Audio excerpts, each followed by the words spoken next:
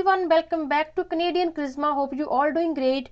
Today I am here with some answers to questions asked by my viewers through email, Instagram and comment box. I tried my best to answer them as much as I can. In today's video, I covered the most common questions so that more people can get help. So first thing I want to tell you that Pathway International Graduate is not accepting any more applications because the application for international graduates have reached their intake cap in one day. So IRCC is not accepting any new application under this stream. Just keep an eye because if there is any incomplete applications get submitted, they can open it again. So let's start with first question. How can I start my application? To start the application, go on this web page here. I will leave the link in the description. Just click on that link and you will be here. Click on how to apply, go down and click on apply online.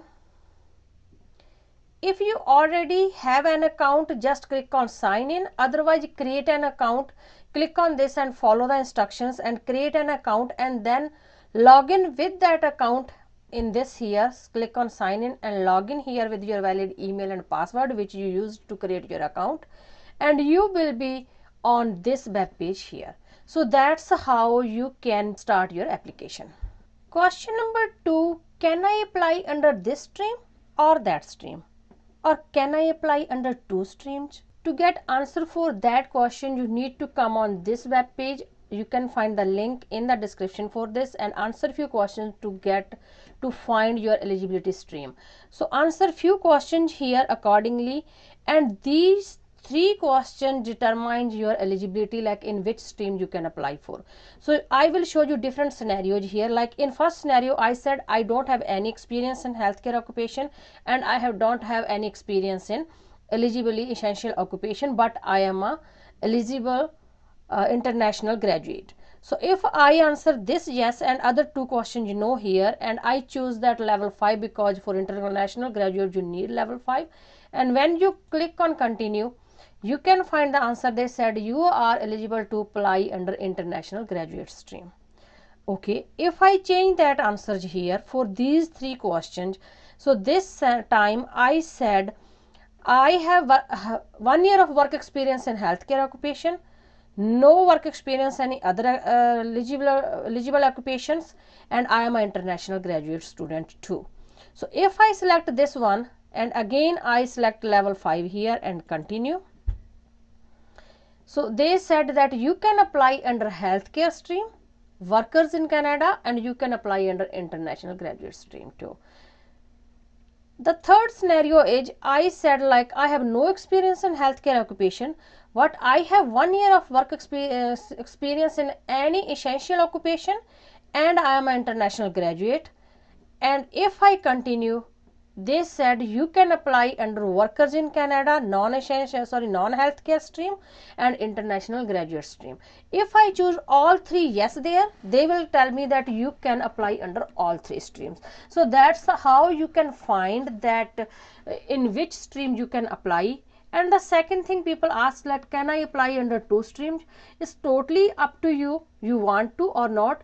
But to apply under 2 streams, you need to pay different fees for each stream, and then you will lose $550 there. If you apply under, they will process your application and you will get PR through only one application. So your processing fees you will lose for one of the application if you are applying under 2. Question number 3 and 4. So some people ask, I am married and or I have kids but do not want to apply for my spouse and kids at this point. What can I do? Because the portal needs their document to continue. My kids were born in Canada and they have Canadian passports.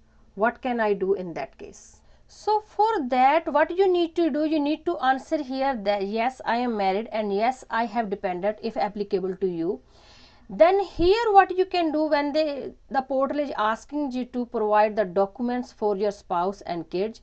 So you need to download and fill a form like Schedule A form and IMM 5406 form for them too. So it's very easy, you can just fill out that form on behalf of them.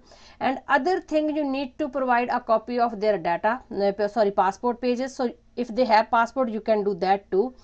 Other than that, just put an explanation letter to add some files here. So fill that form, add file here, fill this form, add file here.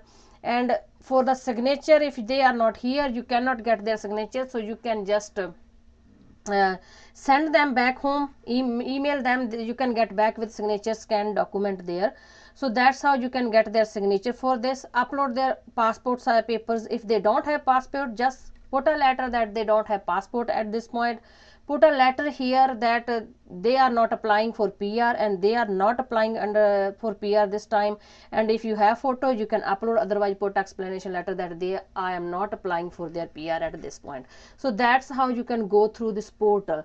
So you will choose there, you have kids or you are married, you have a spouse, and fill that all documents like here, and the portal will let you go further. Question number 5, 6 and 7. So some people ask, I am unable to download these forms. How can I do that? How to save these forms? Or how to write the name in the native language? So let's see here how we can do that. So I will try to download maybe one of that form. So suppose I am doing this background declaration form. So I will click it and open this form here. Sometimes that form can be opened here and you can get this kind of message here. Click on this arrow on the side and save that in your computer somewhere. You should know where you are saving, and I will suggest when you are saving any document in your computer, just give it a proper name so you can just look at that name and you will know what kind of documents it. Suppose I can write with this Schedule A background declaration form here. So it's very clear now what it is. And then click on save so you can save that form. That's how you can save that form in your computer. Once you download your form, just go on your folder and double click on that form. You will be able to open that form here, and then that's how you can open it. And after that, the next question was that how can I write name in the native language? If you are not able to write it here, just fill out whole form and then print out it and write your name in native language with hand. So you can do that and then scan the document and upload it again. Some people ask, how can I save this form? So you can see here is a button here, just click on that and you will be able to save it. It will ask you where to save it. Choose a different folder or same folder. So I will say just in the same folder, and then it will ask the name. So you can just select the same name and click on the save. You want to replace it? Yes, and your form gets saved. Question number 8, 9 and 10. I am not able to sign the generic application form for Canada IMM 0008 and consent to it. What should I do? Do I need to sign all forms? I forgot to sign one form. What should I do? So you do not need to consent and sign IMM 0008 for this program. For other forms, IRCC has changed their statement many times. First they said you do not need to sign them. Then they said you need to sign them, and after that they again allowed to submit without sign. So don't worry if you forgot to sign any form or you signed it. It will not affect your application, because when you submit the application, it asks you to consent and sign it electronically, which covers the whole application including all forms. Question number 11. Documents related to the EAP are not captured in other fields. What to upload in here? This tab is under main applicant. It's just second last tab here, and this tab is to add extra documents. If you want to add some extra documents or extra explanation letter to with your file, you can add them all here. So that's why they gave you this field here. Question number 12, 13 and 14. So 12, I forgot to attach some documents. What can I do? So it's not that problem, because once you receive your application number, they will allow you to upload new documents there. Can I change the uploaded documents after applying? For that part, I am not sure. I don't think so. They will allow you to delete something from your application. But yes, you can upload new documents with an explanation letter that you made that mistake and I want to correct this now. What if I upload the documents to the wrong place? The answer is same.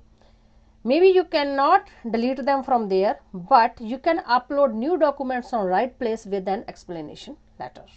And at the end of the day, it's totally up to the IRCC officer how they will treat this application. They maybe consider this application as complete when you upload these documents later on, or maybe not.